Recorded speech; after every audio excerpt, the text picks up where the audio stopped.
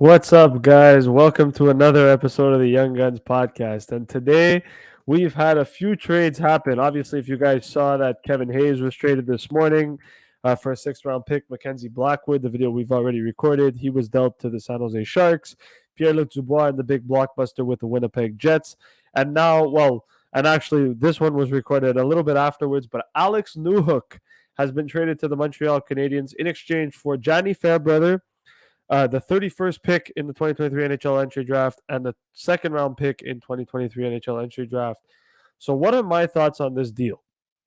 And I've seen a lot of different opinions regarding Alex Newhook. I've seen a lot of different opinions regarding this trade and why this trade was made and why the Canadiens did this and why they traded this pick. I'm as a Canadiens fan, I'm going to tell you my opinions on it. I'm going to tell you why I believe the Canadiens made this trade and what the Canadiens are planning on doing with this trade, obviously with the acquisition of Alex Newhook. So if you look at the Montreal Canadiens center core right now, obviously they've got Nick Suzuki. They've got Kirby Dach, they've got Jake Evans, all signed to decent deals, and then they've also got Christian Dvorak, as well as now they've added Alex Newhook. Now, Newhook's an interesting case because he can play center, he can play left wing. I have a feeling the Canadiens might try to play him on the wing to start, and then maybe try to see if they can play him at center. I also believe that Christian Dvorak might get traded. So there is a possibility that he could be a third line center for the Canadiens. Now, what I like about Alex Newhook is that he was drafted one place after Cole Caulfield. Caulfield was drafted 15th overall in 2019. Newhook was drafted 16th overall in 2019, and Kirby Dach was drafted third overall. Kent Hughes officially has 3 first-round picks from the 2019 NHL entry draft, all playing for the Canadiens. Why I like this move, and a lot of people are going to turn around and look at me and probably say, "Oh, you're crazy. This is an overpay for the Canadiens." I don't really think so, and I'm going to tell you why. Newhook, I know that his numbers haven't always been the best, right? 82 games this year, 14 goals, 16 assists, 30 points.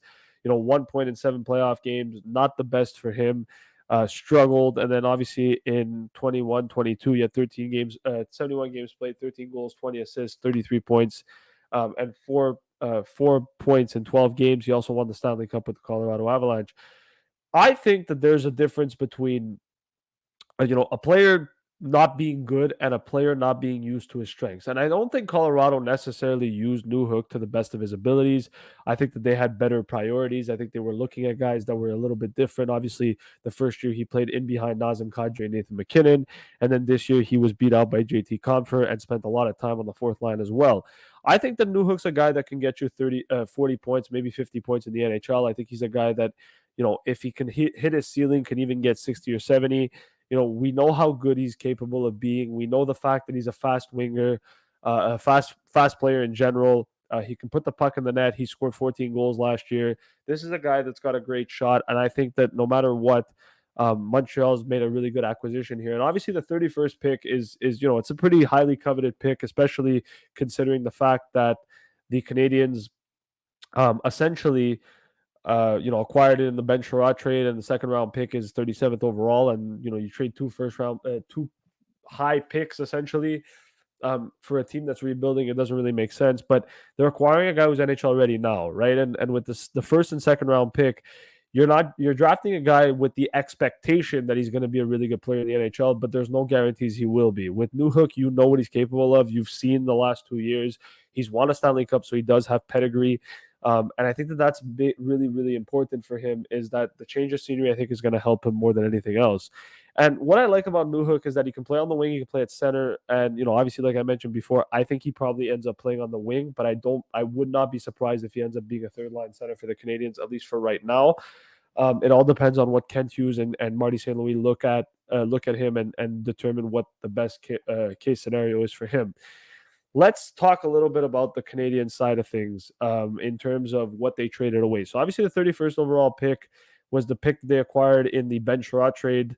So essentially it's Ben Sherratt and a second round pick for Alex Newhook, if you want to look at it that way. And then the second rounder was pretty highly coveted. I didn't think that they were going to trade the second round pick. They did. And then obviously Gianni Fairbrother. Now Fairbrother was kind of just a throw in. He played a little bit in the AHL. Last year missed a lot of time due to injury, never really hit his stride. He was a third round pick from the Canadiens in 2019. There is some potential with Gianni Fairbrother, but it all depends on if he's able to stay healthy. Maybe in Colorado, he'll get a fresh start in their AHL system. Maybe he can go and actually earn himself an opportunity. And who knows, he might end up being a good top six defenseman in the NHL at some point. But he was kind of just an add-in to this trade. He wasn't really a big piece to this trade, at least right now. For Colorado, why do they make this trade? Well, they make this trade for a couple of reasons, right? So if we go look at their lineup, and obviously if we go look at what their playoffs was, and even just to some extent, their cap friendly page, which we're going to pull up in a second here too, because it's a very interesting situation for Colorado at the moment. So if you look at their roster at the moment, they've acquired Ryan Johansson, right? So they acquire Ryan Johansson. They have Valeri Nichushkin. They have Lehkonen, McKinnon, Rantanen. They don't have Landeskog coming back. Dennis Malgin, and obviously now they've pretty much got a bunch of guys that are essentially out. They don't really have good forwards, but if you look at what their cap space is, they've got $8 million in cap space. They also have to sign JT Compher, Andrew Cogliano, Lars Eller, Darren Helm, Matt Nieto, Evan Rodriguez, and even Dennis Malgin to some extent. And then on defense, they have to sign, Bowen Byram, who's going to be a big player that they're going to have to, get rid of. And so, or they're going to have to lock up long term. And so, what's interesting is that they had no choice but to kind of get rid of Newhook. Now, I'm not saying they were shopping Newhook around. I'm not saying they wanted to trade him, but considering what they had to add to their roster, and considering the fact that they're missing some guys and they don't have a lot of cap space, obviously with Landeskog being an LTIR now, it's going to allow them to have about 15 million in cap space. I don't think that they were willing to give Newhook, I think they were probably going to give him a bridge deal and that's it. And I think for Colorado, they saw an opportunity where they just saw that it wasn't working in Colorado for Newhook. They had acquired Ryan Johansson, which basically made it clear that Newhook wasn't going to be the second line center. And so I think they were like, let's go see what he can do and if we can move him.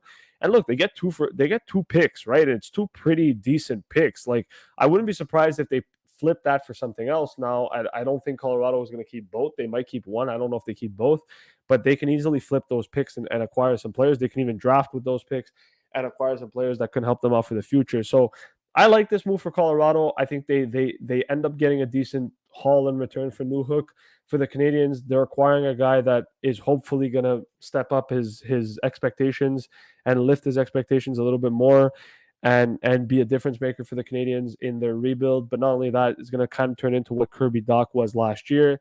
And obviously now the Canadiens are rumored to still be potentially in the market for something else. They're looking at potentially trading Hoffman. Joel Edmondson's been talked about a little bit, Christian Dvorak. And obviously there's still rumors that they might trade down from the 5th overall pick. So Montreal is going to be an exciting team to watch over the next couple of days here. For Colorado, we're curious to see if other moves are going to happen, but they've made some decent moves so far. Ryan Johansson comes in, Alex Newhook goes out. I'm curious to see what else Joe Sakic has up his sleeve. But with that being said, I think I'm going to basically, just based on the fact that I'm biased, but also the fact that I actually think this is a fair trade for both teams. I'm going to say both teams come out on top here. I'm not going to pick a clear-cut winner. I think if I have to, Montreal probably takes the cake a little bit just because they're getting an NHL proven player who's won a Stanley Cup and he's 22 years old. So there is that to take into consideration. So good deal by both teams. I think Montreal is going to get themselves a really good player who can hopefully be a center for them for the future. If not, he'll be a good top 6 winger for them or even a top 9 winger. And Montreal is going to be exciting, man. Long-term, Cole Caulfield and Suzuki locked up. You've got Kirby Dach for the next 3 years. Now you've signed Newhook, who probably gets a bridge deal. Exciting to see what the Canadiens are going to do moving forward. And with that being said, guys, please let me know in the comments down below what your thoughts on this deal is. Habs fans, chime into this. Do you guys like it? Do you guys hate it? What's the reasoning for it? And obviously, Colorado fans, are you happy that Newhook's gone? Are you sad that they traded a young player like Alex Newhook? Do you believe in his potential? And if so, what do you guys think that they're going to do with those 2 draft picks that they acquired? Are they going to be able to potentially flip them for something else? What are your guys' thoughts on that? And with that being said, don't forget to leave a like, subscribe, and keep watching our videos. And we appreciate all the support that you guys keep giving us. And thank you very much for watching, guys. Peace.